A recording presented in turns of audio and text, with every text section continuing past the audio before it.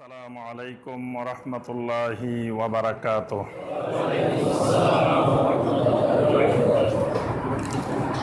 ইন্নাল হামদালিল্লাহ নাহমাদুহু ওয়া নাস্তাঈনুহু ওয়া নাস্তাগফিরুহু ওয়া নাউযু বিল্লাহি মিন শুরুরি আনফুসিনা ওয়া মিন সাইয়্যাতি আ'মালিনা।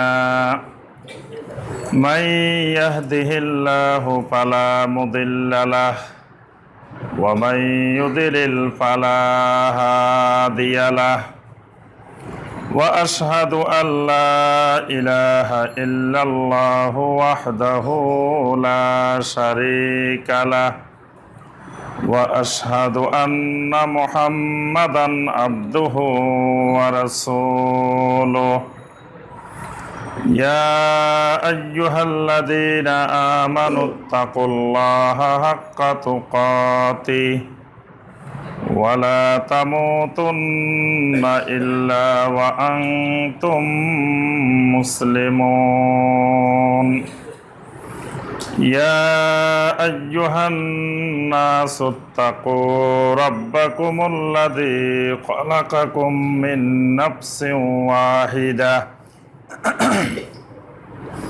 من نفس واحدة وخلق منها زوجها وبث منهما رجالا كثيرا ونساء واتقوا الله الذي تساءلون به والأرحام إن الله كان عليكم رقيبا يا أيها الذين آمنوا اتقوا الله وقولوا قولا سديدا يصلح لكم أعمالكم ويغفر لكم ذنوبكم ومن يطع الله ورسوله فقد فاز فوزا عظيما اللهم صل على محمد وعلى آل محمد كما صليت على إبراهيم وعلى آل إبراهيم إنك حميد مجيد اللهم بارك على محمد وعلى آل محمد كما باركت على إبراهيم وعلى آل إبراهيم إنك حميد مجيد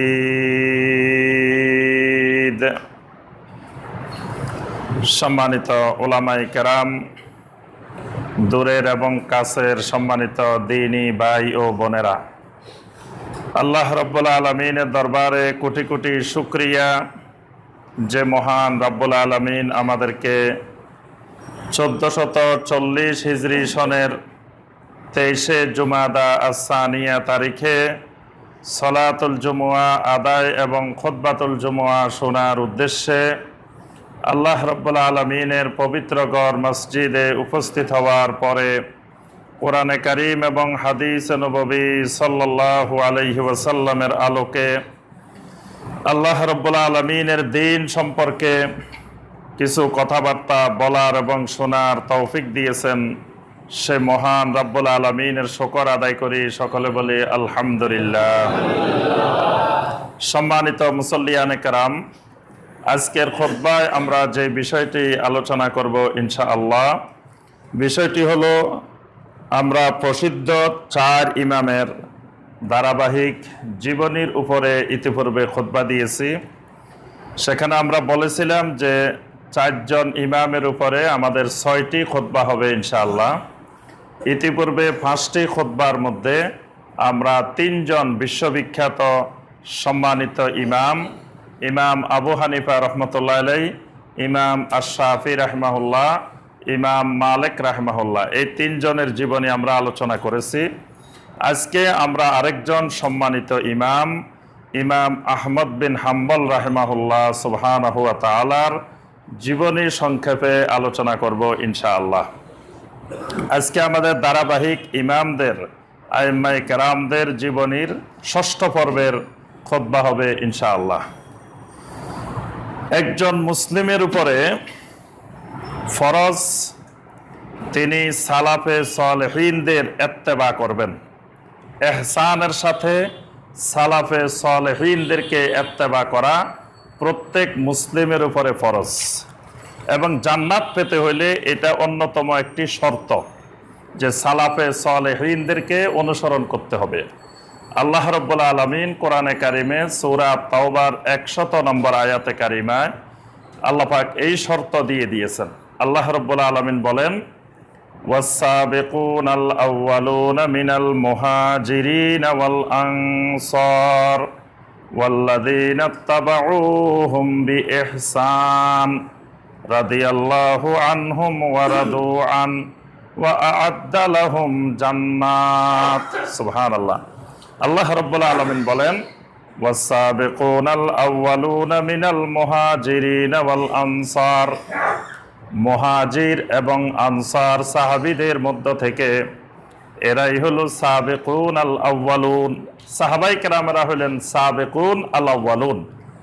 ওয়াল্লাযীনা ইত্তাবাউহুম বিইহসান, কিয়ামত পর্যন্ত এদেরকে যারা ইহসানের সাথে ইত্তেবা করবে, মুহাজির এবং আনসার সাহাবীদেরকে, সাহাবায়ে কেরামদেরকে যারা কিয়ামত পর্যন্ত ইহসানের সাথে ইত্তেবা করবে।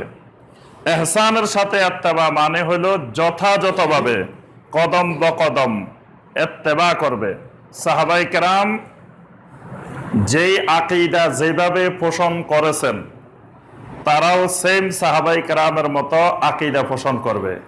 সাহাবায়ে কেরাম যেই আমল যেভাবে করেছেন, তারাও ঠিক আমলগুলো সেইভাবে করবেন। এটাকে বলা হয় ইহসানের সাথে ইত্তেবা। এরকম ইহসানের সাথে যারা ইত্তেবা করবে, রাদিয়াল্লাহু আনহুম ওয়া রাদু আন, আল্লাহ রাব্বুল আলামিন তাদের উপরে সন্তুষ্ট হয়ে যান, তারাও আল্লাহ রাব্বুল আলামিনের উপরে সন্তুষ্ট হয়ে যায়। সুবহানাল্লাহ।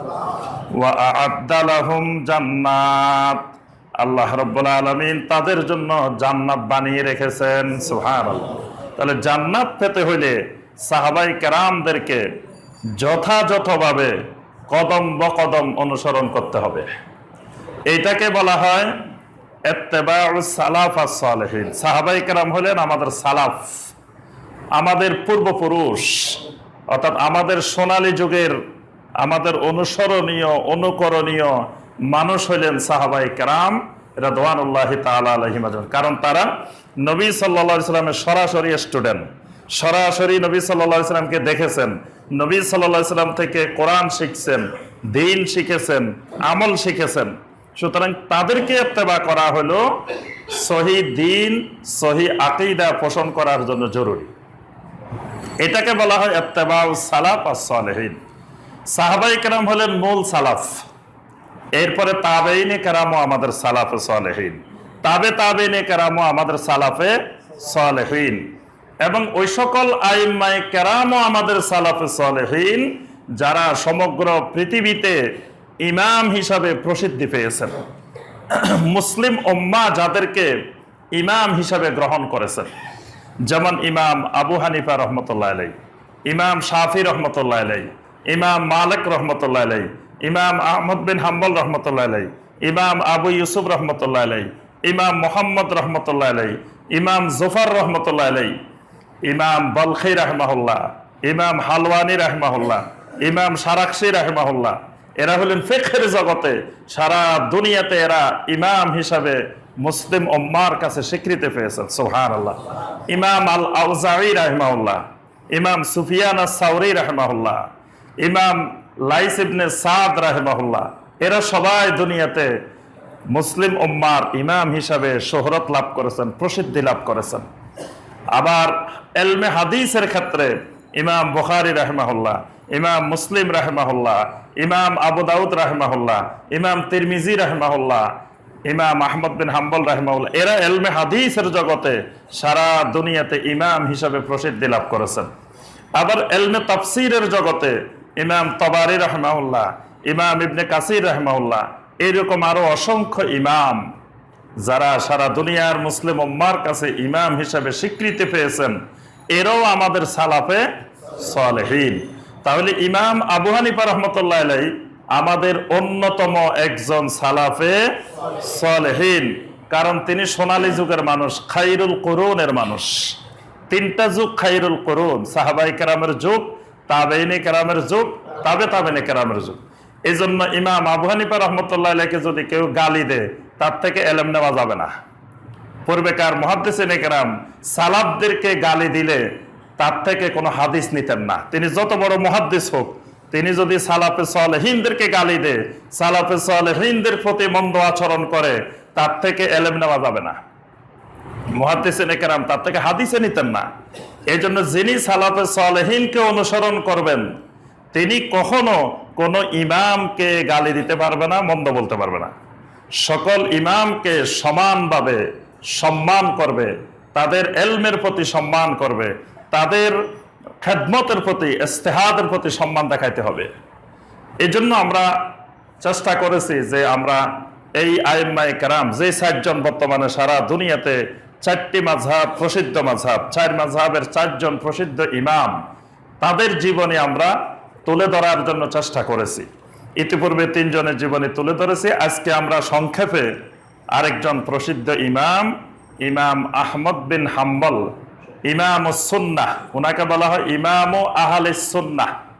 ওনার উপাধি হলো ইমাম আহলে সুন্নাহ। ইমাম আহলে সুন্নাহ আহমদ ইবনে হাম্বল রাহিমাহুল্লাহ, তার জীবনী সম্পর্কে আমরা সংক্ষেপে আলোচনা করব ইনশাআল্লাহ। তিনি 164 হিজরিতে জন্মগ্রহণ করেন এবং 241 হিজরিতে তিনি ইন্তেকাল করেন, তিনি মৃত্যুবরণ করেন। ইমাম আহমদ বিন হাম্বল রাহিমাহুল্লাহ, তাকে জানার জন্য প্রথমে আমরা একটা মন্তব্য শুনব। এই মন্তব্যটা করেছেন পৃথিবীর বিশ্ববিখ্যাত মুহাদ্দিস আলী ইবনুল মাদিনী। আলী ইবনুল মাদিনী রাহিমাহুল্লাহ, তিনি দুনিয়ার একজন বিখ্যাত প্রসিদ্ধ মুহাদ্দিস ছিলেন। সেই মুহাদ্দিস ইমাম আহমদ বিন হাম্বল রহমতুল্লাহ আলাইহি সম্পর্কে একটা কথা বলছেন, যেটা সমগ্র বিশ্বের বিদ্বানদের কাছে, ওলামায়ে কেরামদের কাছে এটা গ্রহণীয় হয়েছে। তিনি বলছেন যে আহমদ হুজ্জাতুল্লাহি আলা খালকিহি। ছোট্ট একটা বাক্য, আহমদ হুজ্জাতুল্লাহি আলা খালকিহি, মানে ইমাম আহমদ বিন হাম্বল রাহিমাহুল্লাহ তিনি আল্লাহর সৃষ্টি জগতের উপরে আল্লাহর হুজ্জত। সুবহানাল্লাহ। মানে আল্লাহ রাব্বুল আলামিনকে চিনতে হইলে, আল্লাহ রাব্বুল আলামিনের দ্বীন পাইতে হইলে, কোরআন এবং সুন্নাহর সহি বুঝ পাইতে হইলে, ইমাম আহমদকে দেখলেই, ইমাম আহমদের সাথে সম্পৃক্ত হইলেই সে আল্লাহকে পেয়ে যাবে। সুবহানাল্লাহ। এই জন্য বলতেন যে আহমদ হুজ্জাতুল্লাহি আলা খালকিহি, যে ইমাম আহমদ আল্লাহর সৃষ্টি জগতের উপরে আল্লাহর হুজ্জত। সুবহানাল্লাহ। তিনি, তার নাম হলো আহমদ, বাবার নাম হলো মুহাম্মদ, দাদার নাম হলো হাম্বল। তা আমরা ওনার দাদার নামে বেশি প্রসিদ্ধ, হাম্বলি মাযহাব বলা হয়। তো ওনার নাম হলো ইমাম আহমদ, বাবার নাম মুহাম্মদ আর দাদার নাম হাম্বল। তার আরেকটা উপাধি আছে আবু আব্দুল্লাহ, তার ছেলের নাম আব্দুল্লাহ। ইমাম আহমদ বিন হাম্বল রাহিমাহুল্লাহ ছেলের নাম আব্দুল্লাহ ইবনে আহমদ ইবনে হাম্বল। তো আব্দুল্লাহ যিনি, উনিও বাবার মতো বিশ্ববিখ্যাত একজন মুহাদ্দিস। তিনি আস-সুন্নাহ নামক একটি আকীদার কিতাব লিখেছেন। এই কিতাবটা সারা দুনিয়াতে, সমগ্র বিশ্বে মুসলিম উম্মার কাছে প্রসিদ্ধি লাভ করেছে। তো এই জন্য তার উপাধি হলো আবু আব্দুল্লাহ, মানে আব্দুল্লাহর বাপ। তিনি আরেকটি উপাধি লাভ করেছেন ইমামু আহলে সুন্নাহ। তাকে বলা হয়তো ইমামু আহলে সুন্নাহ, কারণ আহলে সুন্নাহ বলার একটা কারণ আছে। ওই কারণটা আমরা একটু পরে আলোচনা করব, কেন তাকে সারা দুনিয়া ইমাম ও আহলে সুন্নাহ বলতেন, আহলে সুন্নাহর ইমাম বলতেন। তিনি রবিউল আউয়াল মাসে 164 হিজরিতে তিনি বাগদাদে জন্মগ্রহণ করেন। আর তিনি যখন জন্মগ্রহণ করেন ছোটবেলায় তার বাবা মুহাম্মদ রাহিমাহুল্লাহ তিনি মারা যান। এরপরে তিনি এলেম শিখার জন্য, বিশেষ করে এলমে হাদিসের জন্য, তিনি ফিকহের জন্য পৃথিবীর বিভিন্ন দেশ সফর করেছেন, বিভিন্ন অঞ্চলে গিয়েছেন এবং সর্বশেষ তিনি ইমাম শাফি রহমতুল্লাহ আলাইহির ছাত্র হিসেবে ইমাম শাফি রহমতুল্লাহ আলাইহির সাথে দীর্ঘদিন পর্যন্ত তিনি সময় কাটিয়েছেন। ইমাম শাফি রহমতুল্লাহ আলাইহির সাথে, মানে তার ব্যক্তিত্বের জন্য দুইটা জিনিস জরুরি। এই দুইটা জানলে বোঝা যাবে যে ইমাম আহমদ বিন হাম্বল কেমন আলেম। একটা হলো তার ওস্তাজ ইমাম শাফি রহমতুল্লাহ আলাইহি, তার ছাত্র ইমাম বুখারী রহমতুল্লাহ আলাইহি। বাস আবার বোঝা যায় যে উনি কেমন। ওস্তাজ হলো ইমাম শাফি, ছাত্র হলো ইমাম বুখারী। বাস এবার ইমাম আহমদ বিন হাম্বল কেমন ইমাম এটা দেখলে বোঝা যায়। এই জন্য কারো থেকে এলেম নিতে হলে তার ওস্তাদ জানতে হবে, ছাত্র জানতে হবে। তার ওস্তাদকে, ওস্তাদ কারা এবং তার ছাত্র কারা, তাহলে বোঝা যাবে যে তার আকীদা কি, তার মানহাজ কি, এটা ক্লিয়ার হবে। ওস্তাদ আর ছাত্র না জানলে বা সমসাময়িক ওলামায়ে কেরামদের মধ্যে তার অবস্থান কি, কাদের সাথে তার সম্পর্ক, এটা না জানলে আকীদা মানহাজ স্পষ্ট হবে না। যেমন আপনার এই মনসুর, হোসাইন বিন মনসুর হাল্লাস, এই আল্লাহর বান্দা ওই যুগের ওলামায়ে কেরামদের কাছে সকল ওলামায়ে কেরাম তাকে বিভিন্ন ফতোয়া দিয়েছেন, মুরতাদ ফতোয়া দিয়েছেন, কাফের ফতোয়া দিয়েছেন, বিভিন্ন ফতোয়া দিয়েছেন ওই যুগের ওলামায়ে কেরাম। কিন্তু এখন দেখা যায় বাংলাদেশে তিনি বিরাট আল্লাহর ওলি। এখন আমাদের দেশের ওয়াজ মাহফিলে প্রধান আলোচ্য বিষয় হোসাইন বিন মনসুর হাল্লাস। ফেরাউন আল্লাহ দাবি করি কাফের হয়ে গেছে, আর মনসুর হাল্লাস নাকি আল্লাহ দাবি করি আল্লাহর ওলি হয়ে গেছে। নাউজুবিল্লাহ। পৃথিবীতে কেউ আল্লাহ দাবি করে আল্লাহর ওলি হইতে, তো যদি উনি আল্লাহ দাবি করে আল্লাহর ওলি হয়ে যায়, তো যারা এটা প্রচার প্রসার করতেছেন তারাও আল্লাহ দাবি করে ফেলান, তাহলে সহজে আল্লাহর ওলি হওয়া যাবে। যেহেতু মনসুর হাল্লাস আল্লাহ দাবি করি আল্লাহর ওলি হয়ে গেছে, তো যিনি এই দাওয়াত দেন মানুষকে, যিনি এটা প্রচার প্রসার করেন, উনিও আল্লাহ দাবি করে ফেললে সহজে তিনি আল্লাহর ওলি হয়ে যেতে পারবেন। নাউজুবিল্লাহ। দুনিয়াতে কেউ আল্লাহ দাবি করে আল্লাহর ওলি হইতে, আল্লাহর গোলাম দাবি করে, আল্লাহর বান্দা দাবি করে আল্লাহর ওলি হওয়া যায়। এই জন্য আল্লাহ নবী রাসূলদেরকেও বলছেন আবদুহু ওয়া রাসূলু, এরা প্রথমে আল্লাহর গোলাম, আল্লাহর বান্দা, তারপরে রাসূল। তাহলে আল্লাহ দাবি করে ওলি হওয়া যায় না, শয়তান হওয়া যায়। কিন্তু আল্লাহর গোলাম দাবি করে, আল্লাহর বান্দা দাবি করে আল্লাহর ওলি হওয়া যায়। আবার অনেকে ওয়াজ মাহফিলে বয়ান করে আমাদের দেশে যে মনসুর আল্লাহর বাদশাহ বন্দি করে রাখছে। একদিন দেখে মনসুর আল্লাহ নাই, জেলখানাও নাই। আরেকদিন দেখে মনসুর আল্লাহ আছে, জেলখানাও আছে। জিজ্ঞাসা করছে কি ব্যাপার মনসুর আল্লাহ, কই গেছ? কয়েকদিন আমি আমার আল্লাহর বাড়িতে চলে গেছি, আরেকদিন আল্লাহ আমার বাড়িতে চলে আসছে। নাউজুবিল্লাহ। মনসুর আল্লাহকে নিয়ে কত ওয়াজ আমাদের দেশে, ওয়াজ মাহফিলের প্রধান একটা উপাত্ত হইল মনসুর আল্লাহ। অথচ ওই মনসুর আল্লাহকে ওই যুগের সমস্ত ওলামায়ে কেরাম একযোগে ফতোয়া দিছেন যে তিনি মুরতাদ, তিনি আল্লাহ দাবি করছেন, তিনি নাস্তিক হয়ে গেছেন। অসংখ্য ফতোয়া আছে। তো তাহলে সমসাময়িক যুগে সকল ওলামায়ে কেরাম কাউকে মহব্বত করবে এটা ঠিক না, কিছু বিরোধী থাকবেই। প্রত্যেক ওলামায়ে কেরামের যুগে যুগে সকল আলেম তাকে মহব্বত করে নাই, কেউ বিরোধিতা করছেন, কেউ পক্ষে ছিলেন, কিন্তু কিছু আলেম তো তার পক্ষে থাকবেন। কিন্তু দেখা গেছে ওই যুগের একজন আলেমও তার পক্ষে কথা বলেন নাই।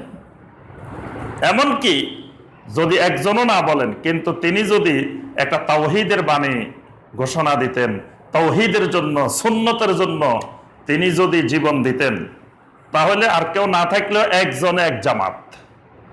অনেক সময় পৃথিবীতে এক ব্যক্তি এক দল হইতে পারে, হকের দলে, হকের পক্ষে পৃথিবীতে একজন মানুষও থাকতে পারে, তখন একজন এক জামাত।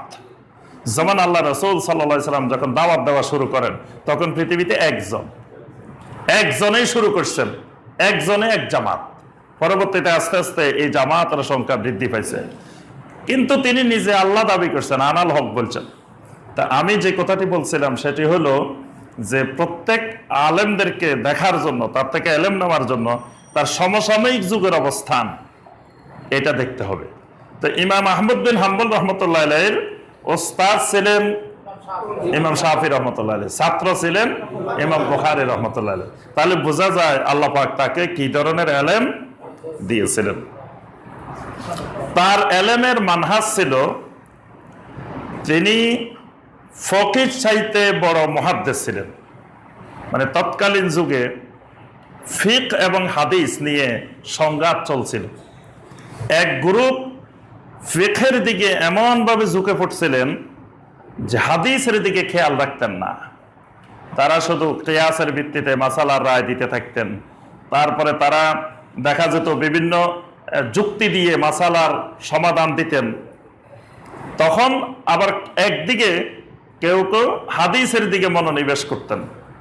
ইমাম আহমদ বিন হাম্বল রহমতুল্লাহ আলাইহি ফিকহ এবং হাদিস, ফিকহ এবং সুন্নাহ দুইটাকে একসাথে মিলিয়েছেন, যে সুন্নাহ ফিকহের বিরোধী না, ফিকহ হাদিসের বিরোধী না। দুইটা একটা আরেকটার সম্পূরক, একটা আরেকটার পরিপূরক। হাদিসের জন্য ফিকহ লাগবে, ফিকহের জন্য হাদিস লাগবে।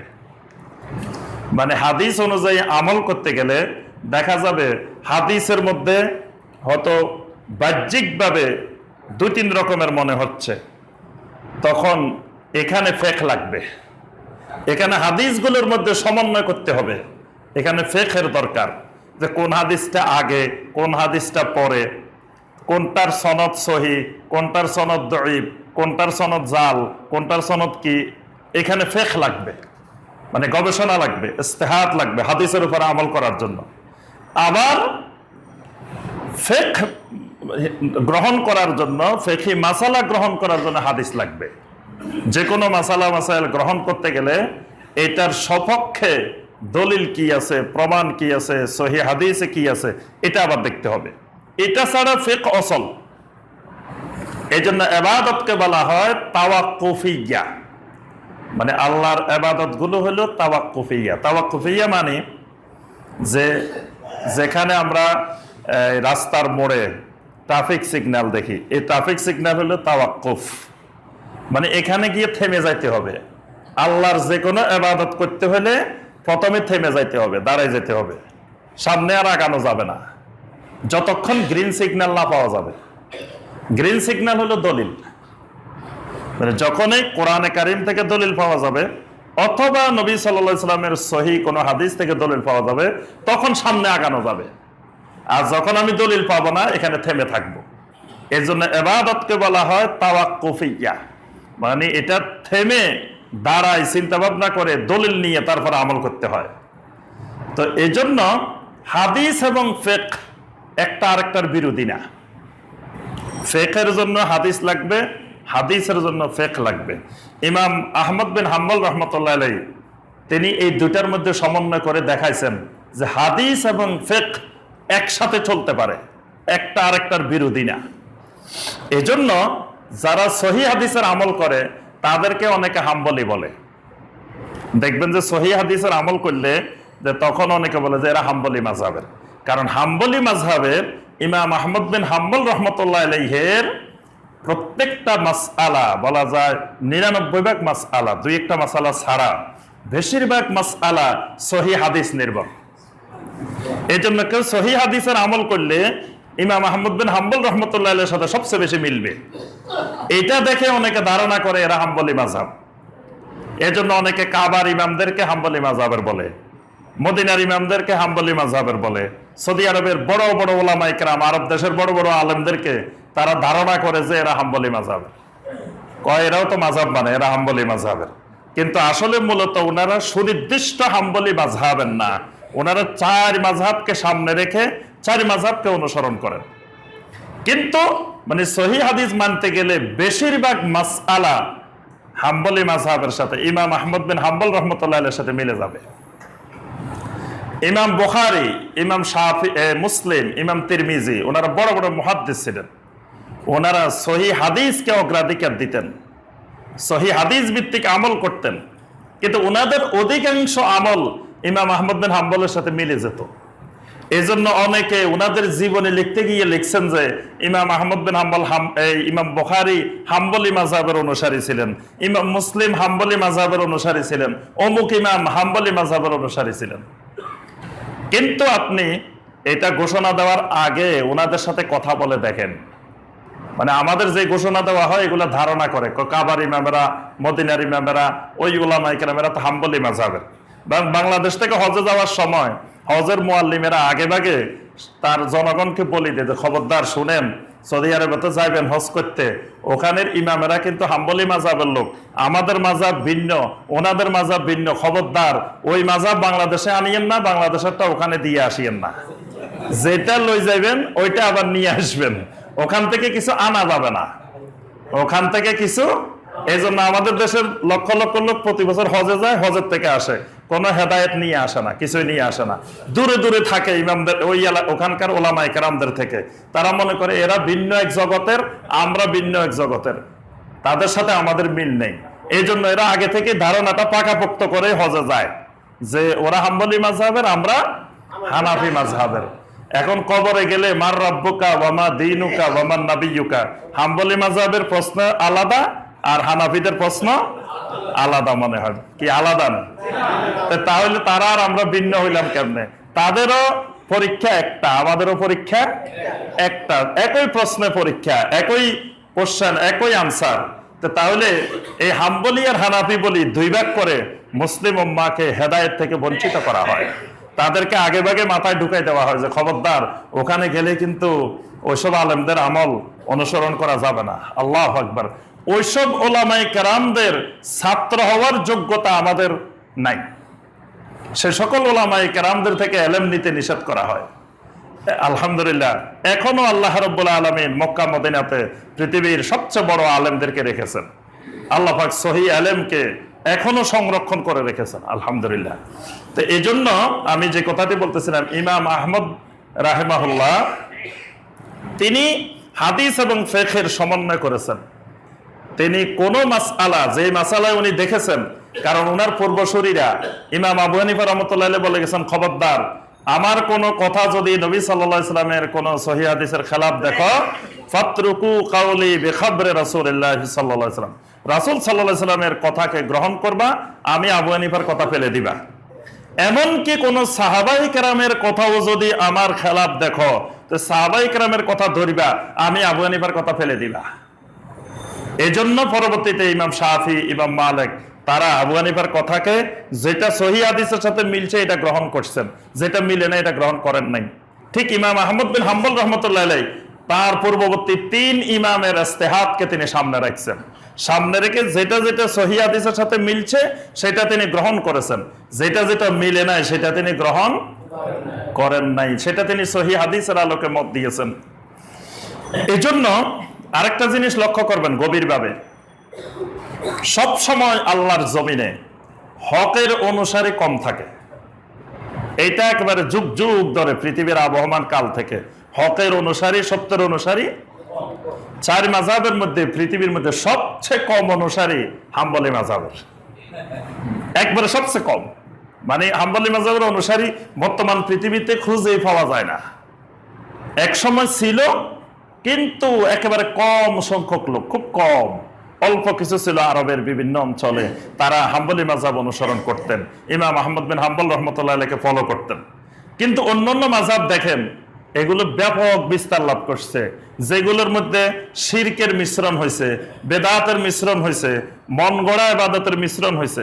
আমাদের হানাফি মাযহাবের সাথে শত শত মন গড়া জাল হাদিস ভিত্তিক, তারপরে শিরক, বেদাত হানাফি মাযহাবের নামে ঢুকাই দেওয়া হয়েছে, অথচ মূল হানাফি মাযহাবে এগুলা নাই। এগুলাকে হানাফি মাযহাবের নামে ঢুকাই দিয়ে প্রত্যেকের মতো আমরা ব্যবসা জমায় বসে আছি, আর আবু হানিফা রাহমাতুল্লাহ আলাইহির নাম বিক্রি করে খাই। তো কিন্তু ইমাম আহমদ বিন হাম্বল রাহমাতুল্লাহ আলাইহির মাযহাবের মধ্যে এরকম ব্যবসা জমানো হয় নাই, এরকম কিছু ঢুকানো হয় নাই। এই জন্য এটার অনুসারীও কম। যেটার মধ্যে বাজারে কিছু চলতে হইলে দেখবেন গ্রামের থেকে ভালো চাউল নিয়ে আসবেন, এই চাউল দেখতে সুন্দর দেখা যায় না, ভাতও সুন্দর হয় না। এটারে যদি কাটছাট করি, সুন্দর করি, একেবারে সাদা বানাই দিতে পারেন, তারপর আরো কিছু মিক্স করতে পারেন, দেখবেন যে এটা সবার কাছে খাইতেও প্রিয়, বাজারে দামও বেশি, সবাই ওইটাই চায়। ঠিক আল্লাহর দিনটাও এরকম, যেটা নির্ভেজাল সহি দিন, এটা দেখতে বাহ্যিকভাবে এত সুন্দর মনে হয় না, এটা দেখতে একটু লালচে মনে হয়, একটু আরেক কালার মনে হয়, কিন্তু যখন এটারে কাটছাট করে সুন্দর করে আপনি বিভিন্ন কিছু সংযুক্ত করবেন, এটার সাথে কিছু সেরেক লাগাইবেন, কিছু বেদাত লাগাইবেন, কিছু নতুন নতুন লাগাইবেন, তখন দেখবেন এটা মার্কেটে বেশি চলবে। এই জন্য অনেকে, কালকেই আমাকে একজন ভাই বলছিলেন যে এক বড় বক্তারে তিনি মক্কাতে ধরছেন, মক্কা মুকাররমায়, যে ধরে জিজ্ঞাসা করতেছেন, ভাই আপনি তো কোরআন সুন্নাহর কথা বলতে চান, বড় বক্তা, বড় ওয়াজ করেন, তা আপনি যে এই যে কথাগুলো বলেন এগুলা কোথায় আছে? এই যে মিথ্যা কথাগুলো ওয়াজের মধ্যে প্রচার করেন, এগুলা কোন হাদিসে আছে, কোথায় আছে? তো তখন ওই বক্তা জবাব দিতেছেন যে, শোনেন ভাই, ওয়াজ নসিহত করতে হলে কিছু জিনিস নিজের থেকে বানাইতে হয়, কিছু জিনিস লাগাইতে হয়, না হয় বাংলাদেশে ওয়াজ মাহফিল চলে না। তাহলে ওয়াজ মাহফিলও চালাইতে হলে কিছু গান শিখতে হয়, কিছু কবিতা শিখতে হয়, কিছু নতুন নতুন কথা বানাইতে হয়, কিছু মিথ্যা কথা সংযোগ করতে হয়, কিছু মিথ্যা কৌতুক করতে হয়, কিছু মিথ্যা অভিনয় করতে হয়, তখন এটা মার্কেটে চলে, তখন সে বড় বক্তা হতে পারে। কিন্তু যদি শুধু ওই শাইখ বিন বাজ রাহিমাহুল্লাহর মতো, শাইখ উসাইমিন রাহিমাহুল্লাহর মতো, যে আমি একদিন আমাদের ভাইদেরকে শাইখ আব্দুল মোহসেন আব্বাদ হাফেজাউল্লাহ, বর্তমান দুনিয়ার বলা যায় সবচেয়ে প্রথম সারির আলেমদের একজন, দুনিয়ার সবচেয়ে বড় মুহাদ্দিসদের একজন, মসজিদে হারামে যিনি সহিহ আল বুখারীর, মসজিদে নববীতে সহিহ আল বুখারীর দার্স দেন এখনো। তো ওনার দার্সে বসছি আমরা, তা আমি ভাইদেরকে নিয়ে গেলাম যে, ভাই শুনেন, বড় আলেম দেখেন, তবে বুঝলে যতটুকু বুঝেন আলহামদুলিল্লাহ, না বুঝলেও ওনার কথাগুলো শোনেন, কথার ধরনটা দেখেন, বড় আলেমের চেহারা দেখেন, বড় আলেমের ছাত্র হন। আচ্ছা, আমরা সবাই বসছি, বসার পরে উনি যতক্ষণ দার্স দিচ্ছেন, কোনো হাসি নাই, তামাশা নাই, ঠাট্টা নাই, একটা হাসির কথা বলে নাই, একটা কিছু কথা বলে নাই, মানে বাঙ্গাচুরা কথাবার্তা। মানে যেটা দেখে আমাদের দেশে যদি এরকম দার্স দেন, তো কোনো ছাত্রই বসবে না, যে ওনার কথাবার্তা দেখলে, মানে কথাগুলো খুব মূল্যবান, মজবুত কথাবার্তা, সহি কথাবার্তা, কিন্তু কথাবার্তা ঢং করি, রং করি, আমরা আমাদের দেশে যেরকম বলে এরকম কোনো রং ডং নাই। তাহলে দেখেন, এই যে এরকম যদি হয়, তো সেটা বাংলাদেশের মার্কেটে চলে না, কিন্তু মিথ্যা কথা বললে, কিছু গান, কিছু বিভিন্ন কিছু সংযোজন করলে, তখন এটা মার্কেটে চলে। ঠিক ইমাম আহমদ বিন হাম্বল রহমতুল্লাহ আলাইহি এরকম সব ছাটকাট করে একেবারে খালেস সহিহ হাদিস ভিত্তিক মাযহাব নিয়ে আসেন, তখন ওনার মাযহাব কিন্তু এত প্রসিদ্ধি লাভ করে নাই, মানুষ গ্রহণ করে নাই। কিন্তু যেগুলোর মধ্যে কিছু রংডং আছে, বেদাত আছে, বিভিন্ন কিছু আছে, এইগুলোই কিন্তু খুব মার্কেটে খাইছে সারা দুনিয়াতে। ওয়াকানা লা ইয়াকতুবু ইল্লাল কোরআন আল কারীম, ইমাম আহমদ বিন হাম্বল রাহমাতুল্লাহ আলাইহি কোনো মাসালা লিখতে গেলেন কোরআনে কারীমের আয়াত ছাড়া অথবা সহিহ কোনো হাদিস ছাড়া ইমাম আহমদ বিন হাম্বল রাহমাতুল্লাহ আলাইহি কখনো কোনো মাসআলা লেখেন নাই। এজন্য তাকে সারা দুনিয়ার সবাই বলতো যে ইমাম আহমদ বিন হাম্বলের মাসআলা হলো আল ফিকহুল মাসুর, এটাকে নাম দিয়েছেন আল ফিকহুল মাসুর। মাসুর মানে যেটা কোরআন হাদিসে আছে, এটাকে বলে মাসুর। দোয়ায়ে মাসুরা পড়ি না আমরা, মাসুরা মানে মা উসিরা ফিল কোরআনে ওয়াস সুন্নাহ, কোরআন সুন্নাহ যে দোয়াগুলো আছে, এই দোয়াগুলোর নাম হলো দোয়ায়ে মাসুরা। তো ইমাম আহমদ বিন হাম্বলের মাসআলাগুলো ছিল কোরআন এবং সহিহ হাদিস নির্ভর, এই জন্য তার ফিকহে বলা হয় ফিকহে মাসুর। এবং তিনি যতগুলো মাসআলার ফতোয়া দিয়েছেন, নিজের থেকে একটা মাসআলার ফতোয়া দেন নাই।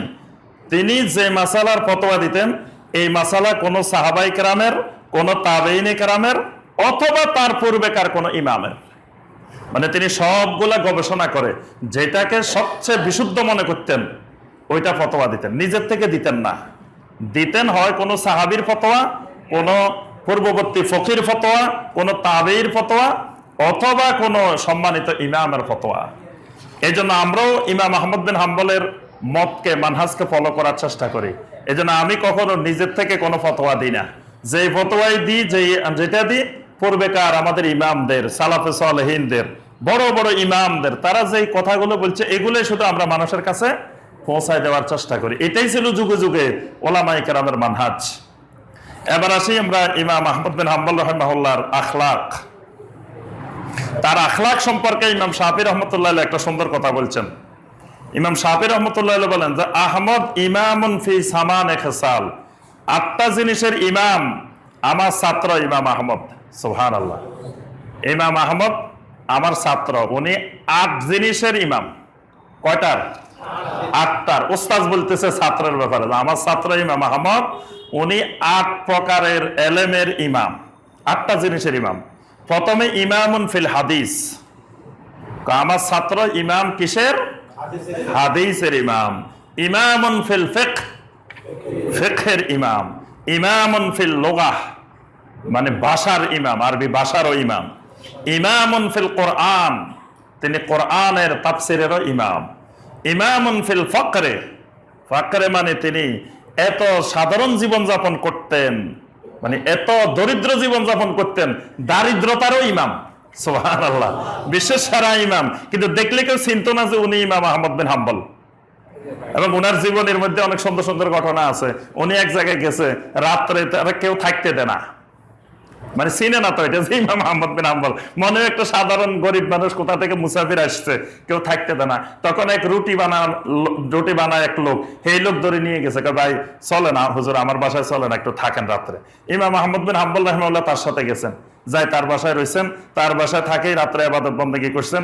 তো সকালবেলায় ইমাম আহমদ বিন হাম্বল রহমতুল্লাহ ওই লোককে জিজ্ঞাসা করছেন যে ভাই, আপনার জীবনে চাওয়া পাওয়ার কোনো কিছু আছে কিনা, বা আল্লাহর কাছে কোনো কিছু দোয়া করার দরকার আছে কিনা, আপনার মনের শখ কি, এটা জিজ্ঞাসা করছে। তো এই লোক বলে কি, হুজুর আমার জন্য একটা দোয়া করবেন। সেই দোয়াটা হলো, আমি শুনছি পৃথিবীর মধ্যে বর্তমান দুনিয়ার সবচেয়ে বড় ইমাম ইমাম আহমদ বিন হাম্বল, আমি আল্লাহর কাছে প্রতিদিন দোয়া করি আল্লাহ যেন একদিন আমার ইমাম আহমদ বিন হাম্বলের সাথে দেখা করার সৌভাগ্য দে।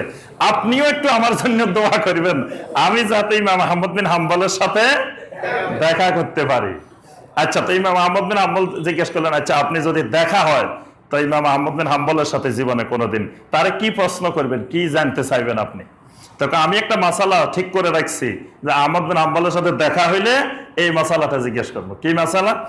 আল্লাহ পাক কোরআনে কারিমে বলছেন যে কোরআনে কারিম এমন একটা কিতাব যে এটার মধ্যে তিবিয়ানান লিকুল্লি শাই, সব রকমের এলেম আছে, সব রকমের জ্ঞান আছে, সব আছে কোরআনের মধ্যে।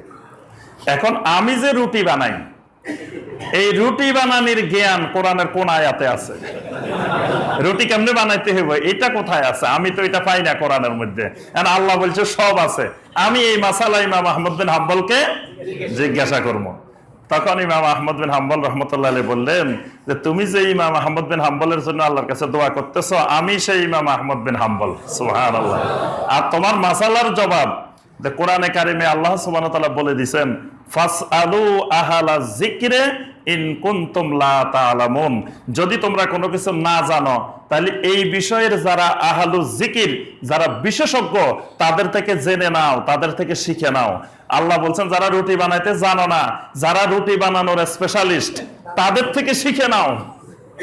এখানে তো আয়াতের মধ্যে তোমার রুটি বানানোর বিষয়ও আছে। তুমি রুটি বানানো শিখবে কার কাছে? যারা ভালো রুটি বানাইতে পারে তাদের কাছে যাই তুমি রুটি বানানো শিখে আসবা। তখন এই লোক জড়াই ধরছে, আল্লাহু আকবার, যে আল্লাহ আমার দোয়া কবুল করছেন, যে ইমাম আহমদ বিন হাম্বলের আমার ঘরে আনে দিছে, কিন্তু চিনতে পারেন নাই। এই জন্য ইমাম শাফি বলছেন যে ইমামুন ফিল ফাকরে, আমার ছাত্র দারিদ্রতারও ইমাম। সুবহানাল্লাহ। ইমামুন ফিজ জুহদে, এবং দুনিয়া বিমুখ, আখিরাতমুখী জীবনযাপন, এটাকে বলা হয় জুহদিয়ত। এই জুহদিয়তেরও ইমাম। ইমামুন ফিল ওয়ারএ, বিনয় কাকে বলে, বিনয় কত প্রকার, বিনয়েরও ইমাম। সুবহানাল্লাহ। ইমামুন ফিস সুন্নাহ, আমার ছাত্র সুন্নাহরও ইমাম। সুবহানাল্লাহ। ইমাম আহমদ বিন হাম্বল রহমতুল্লাহের দুইটা গুরুত্বপূর্ণ কথা, যেটা সারা দুনিয়ার ওলামায়ে কেরামদের কাছে স্বর্ণাক্ষরে লিখিত আছে। ইমাম আহমদ বিন হাম্বল সবসময় বলতেন, আজিবতু লিকাউমিন আরিফুল ইসনাদ ওয়া সিহহাতাহু ইয়াযহাবুনা ইলা রায় সুফিয়ান। আমি অবাক হয়ে গেছি, আমি আশ্চর্য হয়ে গেছি ওই কওমের জন্য যারা একটা হাদিসের সনদ সম্পর্কে ভালো করে জানে, হাদিসটা যে সহি এই ব্যাপারেও তাদের মধ্যে কোনো সন্দেহ নাই, কিন্তু আমি যখন তাদেরকে সহি হাদিসটা বলি, ইয়াযহাবুনা ইলা রায় সুফিয়ান, তখন তারা আমাকে সুফিয়ান সাওরের কথা শোনায়। কথাটা বুঝতে পারছেন? মানে আমি তাদেরকে বলি সহি হাদিস, আল্লাহ রসুল সাল্লাল্লাহু আলাইহি ওয়াসাল্লাম বলছেন, তারা কই মিয়া আল্লাহ রসুল কি বলছে আমাদের দরকার নাই, আমার দরকার আমার ইমাম সুফিয়ান সাউরি কি কইছে, আমার মাযহাবের ইমাম, আমার সুফিয়ান সাউরি দরকার। রাসূল বাদ দিয়ে সুফিয়ান সাউরি ধরছে, কেউ কেউ রাসূল বাদ দিয়ে ইমাম শাফি ধরছে, কেউ কেউ রাসূল বাদ দিয়ে ইমাম মালিক ধরছে, কেউ কেউ রাসূল বাদ দিয়ে ইমাম আবু হানিফা রাহমাতুল্লাহ আলাইহি ধরছে। দেখো আমার কাছে এটা অবাক লাগে যে একটা হাদিস সে সনদ সহি জানতে পারছে, এই ব্যাপারে তার সন্দেহ নাই, তারপরেও একজন মুসলমান কেমন করে সুফিয়ান সাউরির কথা কয়, ইমাম আউজাইর কথা কয়, রাসূলের সামনে রাখি। এরপরে তিনি কোরআনের আয়াত তেলাওয়াত করে বলতেন যে আল্লাহ পাক সূরা নূরের 63 নম্বর আয়াতে বলছেন, ফালিয়াহদারিল্লাযীনা ইউখালিফুনা আন আমরিহি আন তুসিবাহুম ফিতনা আও ইউসিবাহুম আযাবুন আলীম। যারা আমার রাসূলের নির্দেশের মুখালাফাত, যারা আমার রাসূলের সুন্নতের মুখালাফাত, হাদিসের মুখালাফাত কাজ করে, তাদেরকে সতর্ক হওয়া উচিত, তাদেরকে ফিতনা গ্রাস করে নিবে। সুন্নতের বাহিরে গেলে, নবী সাল্লাল্লাহু আলাইহি ওয়াসাল্লামের কথার বাহিরে গেলে তাদেরকে ফিতনা গ্রাস করবে। তাহলে এরা এই আয়াত পাওয়ার পরেও কেমন করে নবী সাল্লাল্লাহু আলাইহি ওয়াসাল্লামের সহিহ হাদিস পাইও আবার ইমামের কথা কয়। তারপর ইমাম আহমদ বিন হাম্বল রাহমাতুল্লাহ আরেকটা কথা জোরে সোরে বলতেন, লা তুকাল্লিদুনি, খবরদার দুনিয়ার মুসলমান আমাকে অন্ধভাবে কোনোদিন অনুসরণ করিও না। ওয়ালা তুকাল্লিদু মালিকান, ইমাম মালিককেও অন্ধ অনুকরণ করিও না। ওয়ালাল আউজাঈ, ইমাম আউজাঈকেও করিও না। ওয়ালান নাখাই, ইব্রাহিম নাখাইকেও করিও না।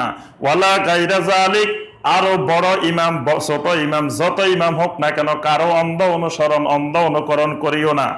ওয়া খুযিল আহকামা মিন হাইসু আখাযু মিনাল কিতাবি ওয়াস সুন্নাহ, ওই সকল ইমামেরা মাসালা মাসাইল যেই কোরআন থেকে যেই সুন্নাহ থেকে গ্রহণ করেছেন তুমিও সেখান থেকে গ্রহণ করো। এটা ছিল ইমাম আহমদ বিন হাম্বল রাহমাতুল্লাহ আলাইহির বক্তব্য। আচ্ছা, তাকে ইমামুন ফিস সুন্নাহ বলা হয় কেন, ইমাম ও আহলিস সুন্নাহ? এটার কারণ হলো ইমাম আহমদ বিন হাম্বলের জন্ম হলো কত হিজরিতে? 166 হিজরিতে। এই 200 হিজরি পর্যন্ত দুনিয়ার সমস্ত মুসলিমের যারা আহলুস সুন্নাহ ছিলেন তাদের আকীদার মধ্যে কোনো ফাটল তৈরি হয়নি।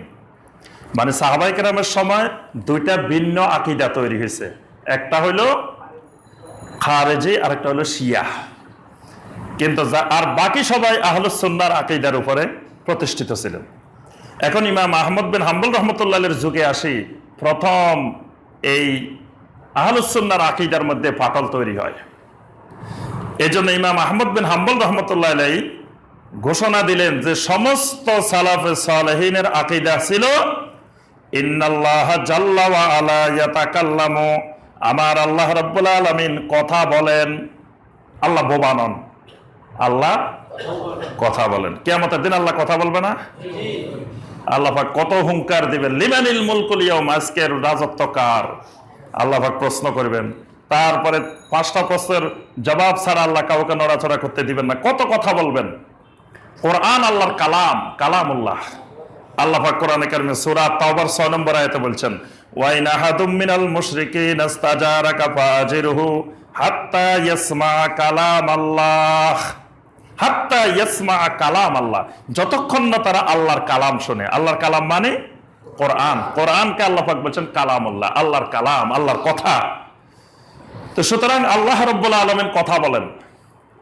ওয়া ইন্না মিন সিফাতিহি আল কালাম, আল্লাহর সিফাত হলো কালাম, আল্লাহ কথা বলেন। আল্লাহ পাক কেমনে কথা বলেন?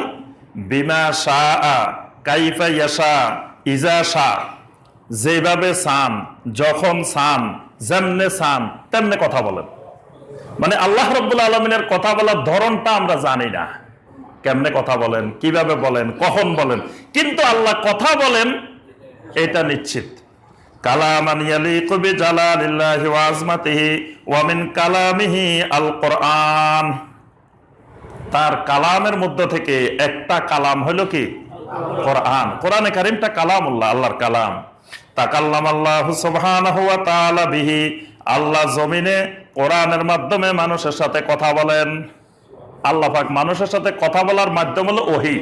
ওহী ছাড়া আল্লাহ কোনো মানুষের সাথে কথা বলেন না। তো ওহী হলো কোরআন। আর এই ওহীকে নবী সাল্লাল্লাহু আলাইহি ওয়াসাল্লামের প্রতি নাজিল করা হয়েছে জিবরিল আলাইহিস সালামের মাধ্যমে।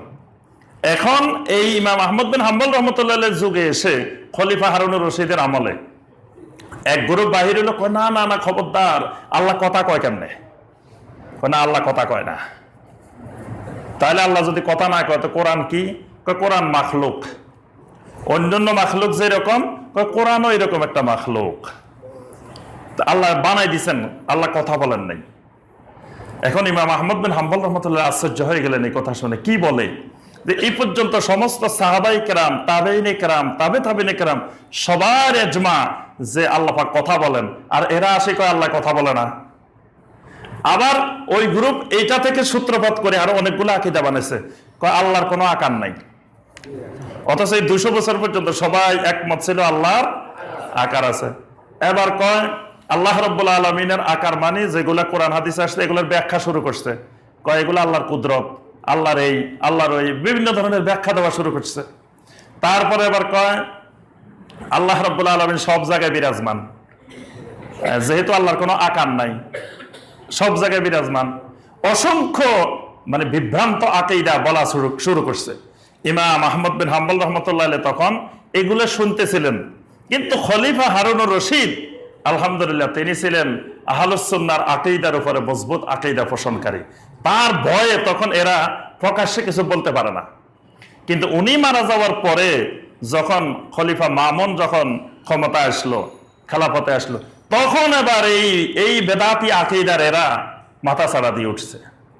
এবং মাথাছাড়া দিয়ে উঠে এবং মামুনের আমলে রাষ্ট্রীয় পর্যায়ে যারা বড় বড় কাজী ছিল, ইমাম ছিল, বিচারপতি ছিল, এরা সব আকীদা ছিল মুতাজিলা আর ফিকহ ছিল হানাফি। মানে এরা সবাই নিজেদেরকে পরিচয় দিত আমরা হানাফি। রাষ্ট্রীয়ভাবে যত বিচারপতি ছিল, যত ইমাম ছিল, সবাই কইতো আমরা হানাফি, কিন্তু এদের আকীদা ছিল মুতাজিলা। মানে আহলুস সুন্নাহ থেকে এরা সরে গেছে। তখন ইমাম আহমদ বিন হাম্বল রহমতুল্লাহ আলাইহি এই ময়দানে বিশাল ভূমিকা পালন করেন। তখন তিনি ঘোষণা দিলেন, না, তোমাদের এই আকীদা বিভ্রান্ত আকীদা, এবং তোমরা হানাফি নামে মারাত্মক বিভ্রান্তিতে ছড়িয়ে পড়ছ। ইমাম আবু হানিফা রহমতুল্লাহ আলাইহি আকীদা ছিল না, তোমরা নাম দিছো হানাফি, আকীদা মুতাজিলা। এবং ইমাম আবু হানিফা এবং ইমাম আহমদ বিন হাম্বল রহমতুল্লাহ আলাইহি কড়াভাবে এটার প্রতিবাদ শুরু করলেন। শেষ পর্যন্ত খলিফা মামুন, তারপরে আরো অনেক খলিফা পরবর্তীতে তার প্রতি নির্যাতন করেন। কঠিন নির্যাতনের শিকার হয়েছিলেন ইমাম আহমদ বিন হাম্বল রহমতুল্লাহ আলাইহি। একমাত্র আকীদার জন্য, ফিকহি মাসালার জন্য ইমাম আহমদ বিন হাম্বল নির্যাতনের শিকার হন নাই। নির্যাতনের শিকার হয়েছেন কিসের জন্য? আকীদার জন্য, বিশুদ্ধ আকীদার জন্য, আহলুস সুন্নাহ ওয়াল জামাতের আকীদার জন্য। আজও দেখেন বাংলাদেশে বলেন, সারা পৃথিবীতে বলেন, আপনার সবচেয়ে বেশি আপনি নির্যাতনের শিকার হবেন আকীদার জন্য। যদি আকীদার কথা বলেন তখনই দেখবেন মানুষ আপনাকে বিভিন্ন ধরনের গালি গালাজ, বিভিন্ন মন্তব্য, বিভিন্ন কথা বলতে থাকবে যখন বিশুদ্ধ আকীদার কথা বলা হবে।